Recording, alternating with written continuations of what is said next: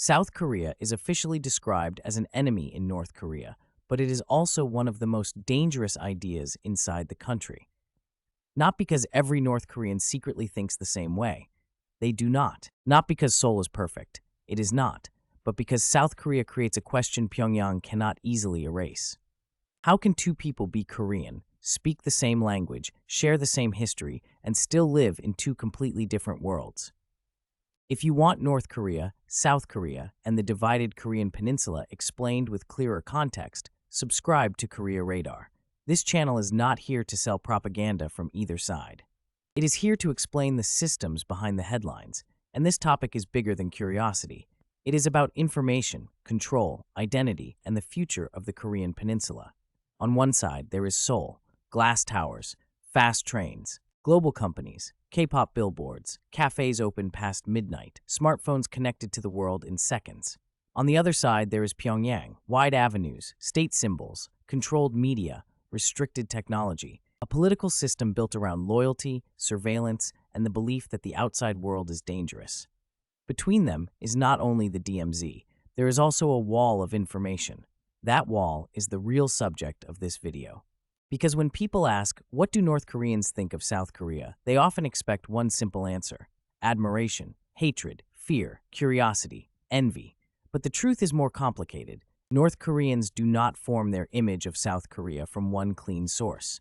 They form it through pressure, through school lessons, through state television, through military slogans, through rumors, through market talk, through hidden media, through controlled smartphones, through family stories, through defectors, through fear, and sometimes through silence.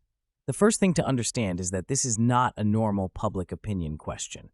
In South Korea, people can argue about North Korea on television, online, in universities, at dinner tables, and in elections. They can criticize the president, they can criticize policy, they can criticize the military. They can even disagree sharply about reunification. Inside North Korea, that kind of open debate does not exist in the same way. So when someone claims to know what North Koreans think, you should be careful. There is no free nationwide poll where North Koreans can safely say, "This is what I truly think of South Korea." There is no open survey where citizens can compare Pyongyang and Seoul without risk. There is no normal media environment where people can freely watch both sides and decide for themselves. That means the evidence has to be handled carefully. We can look at defector testimony. We can look at South Korean government data. We can look at human rights reports. We can look at technology research. We can look at economic estimates. We can look at North Korean official statements. But we should not pretend those sources all mean the same thing. A defector account is not the voice of every North Korean. A North Korean official statement is not the private opinion of every citizen. Satellite analysis is not daily emotion. Economic data is not personal belief.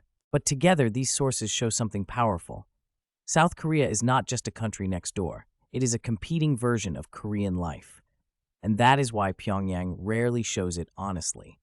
The official image comes first. From the North Korean state's point of view, South Korea is not presented as a normal neighboring society.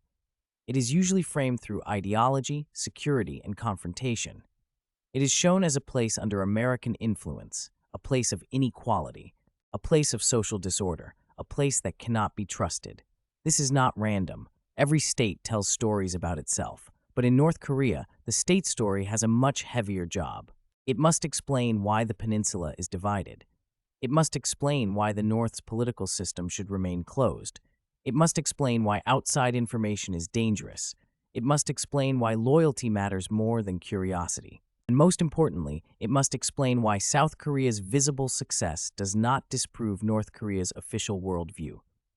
That is the hard part, because South Korea is not a distant country with a totally different culture. It is not on another continent. It is not speaking an unrelated language. It is not separated by thousands of years of history. It is Korean. That makes the comparison sharper. If South Korea were only a foreign enemy, it would be easier to dismiss. But South Korea is a mirror, and mirrors are dangerous when a system depends on controlling what people are allowed to see. Think about what the viewer is probably asking now. Do ordinary North Koreans believe the official image? Some may not. Some may believe parts of it. Some may repeat it publicly because that is what survival requires. Some may privately wonder. Some may know very little. Some may have seen outside media. Some may have never seen it at all. That is why the lazy answer fails. The issue is not whether North Koreans love or hate South Korea. The issue is how much information they have, how risky it is to process that information, and what they are allowed to say about it. That brings us to the second image, the leaked image. This is the South Korea that comes through unofficial channels, through dramas, songs, movies, slang, clothes, market goods, rumors, stories from border regions, information carried through China, memories from relatives, and sometimes from digital files passed quietly from person to person. This image is not always accurate either. A drama is not real life. A music video is not a housing market. A Seoul romance scene does not show student debt, job pressure, loneliness, or the cost of rent. But even an imperfect image can be politically powerful because it shows color, it shows choice, it shows streets full of shops, it shows young people speaking casually, it shows women and men moving through public life differently, it shows families, offices, restaurants, apartments, brands, and phones. It shows a society where life is not organized around the same visible political rituals. For someone inside a highly controlled information environment, that matters. Not because everyone who sees South Korean media immediately rejects the North Korean system. That would be too simple, but because outside media creates comparison, and comparison creates questions. One question becomes another. If South Koreans are poor and miserable, why do their cities look like that? If South Korea is weak, why are its companies global? If its culture is corrupt, why does the state fear it so much? If its people are suffering in the way official messaging suggests, why do so many images show abundance, movement, and confidence? These are not small questions. They strike at the emotional foundation of the system. This is why foreign media is treated as a serious security issue by North Korean authorities. Human rights groups and international reporting have repeatedly described severe controls around foreign films, music, storage devices, phones, and outside communication. The details vary by case and source, so they should be handled carefully. But the broad pattern is clear. Outside culture is not treated as harmless entertainment. It is treated as ideological contamination. That alone tells you something. A government does not fear a drama because of the plot. It fears what the drama proves, that another Korean life is imaginable. Now pause for a second, because this is where many YouTube videos become irresponsible. They turn North Koreans into passive people who simply absorb whatever they are told. That is not serious analysis. People living under pressure still think, compare, adapt, doubt, obey, perform, survive, and make decisions under constraints most outsiders do not understand.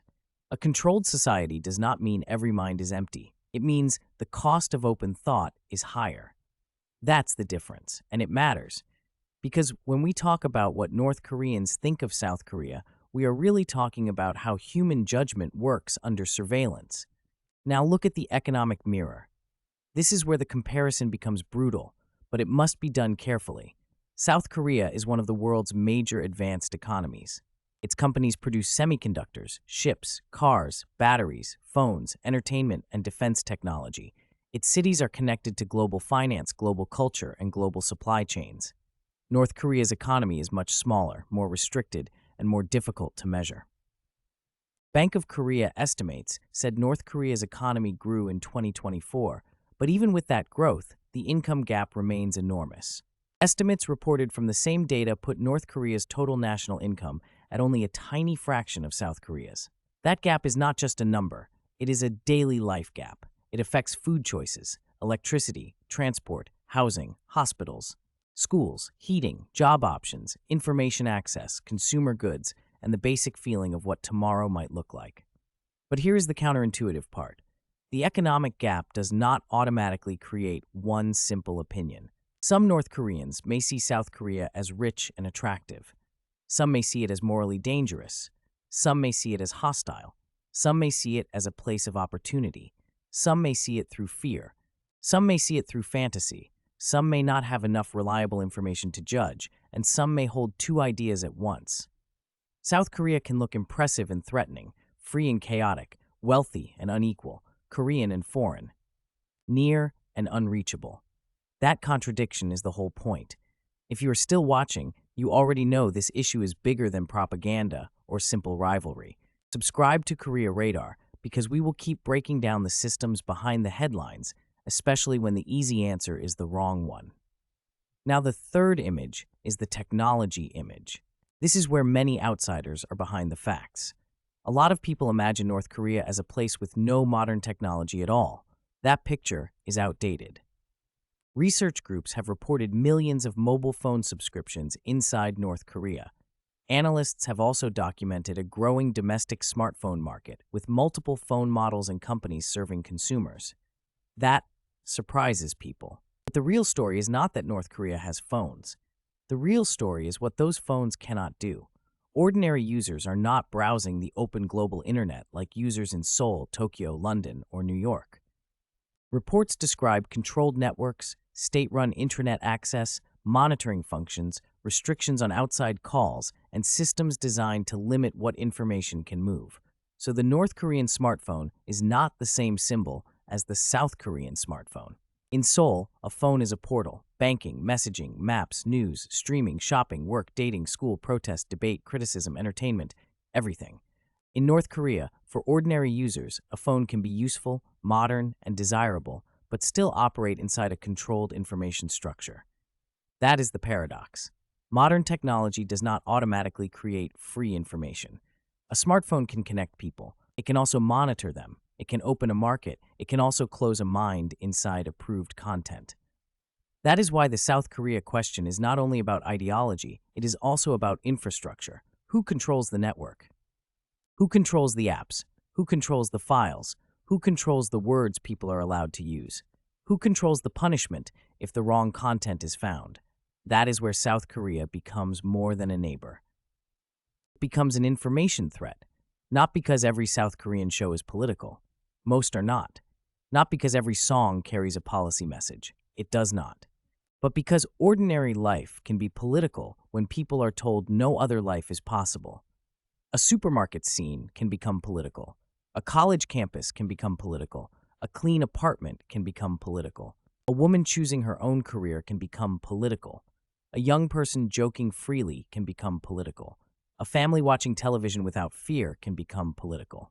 This is the kind of power Pyongyang rarely shows, the power of normal life. But now we have to make the turn, because if we stop here, the video becomes too simple. South Korea is not a flawless dream. For North Korean defectors who reach the South, freedom is real, but adjustment can be hard. South Korean government data tracks employment, unemployment, settlement support, and welfare indicators among defectors. Those figures show a reality that is more complicated than the fantasy version. A person can escape political control and still face loneliness.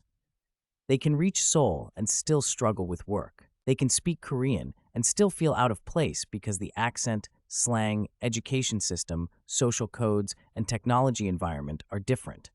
They can admire South Korea and still feel judged by it.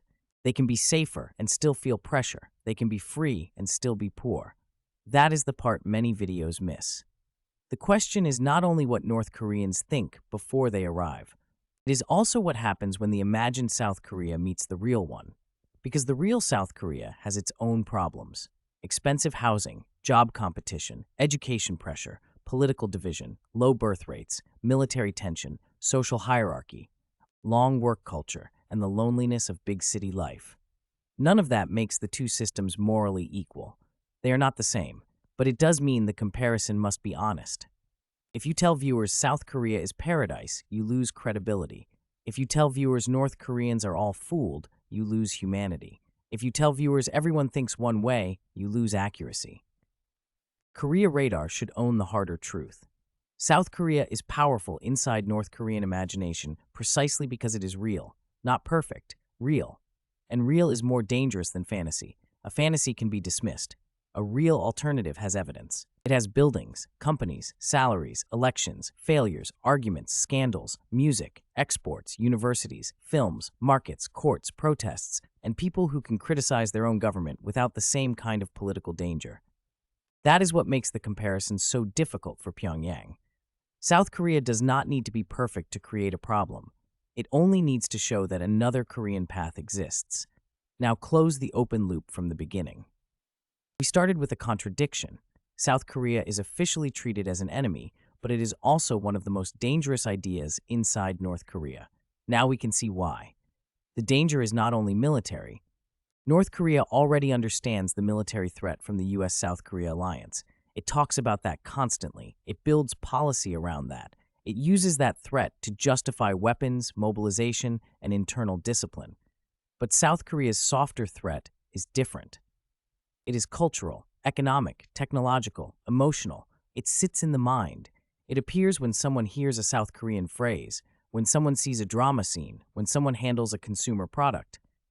When someone hears that wages, apartments, schools, hospitals, or phones work differently across the border.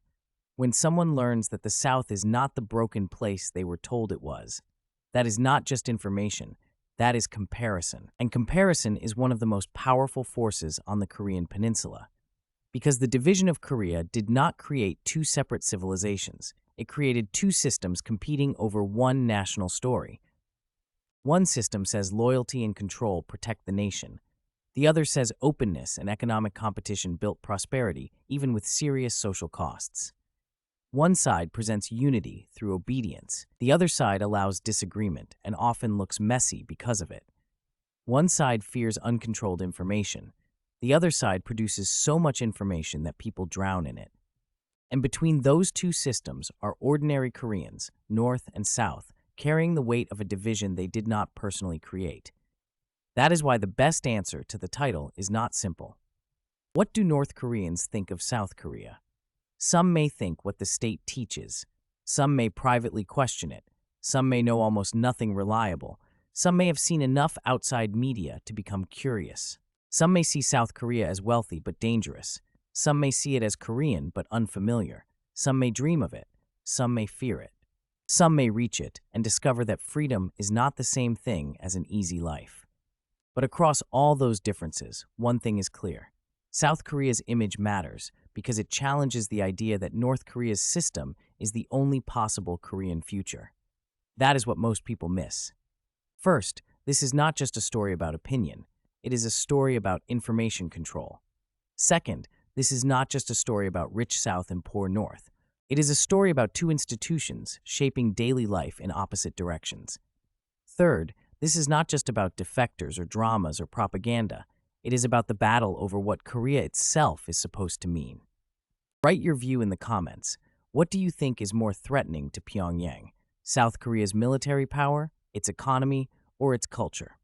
And subscribe to Korea Radar if you want sharper, cleaner analysis on North Korea, South Korea, and East Asia. Because on the Korean Peninsula, the border does not only divide land, it divides reality.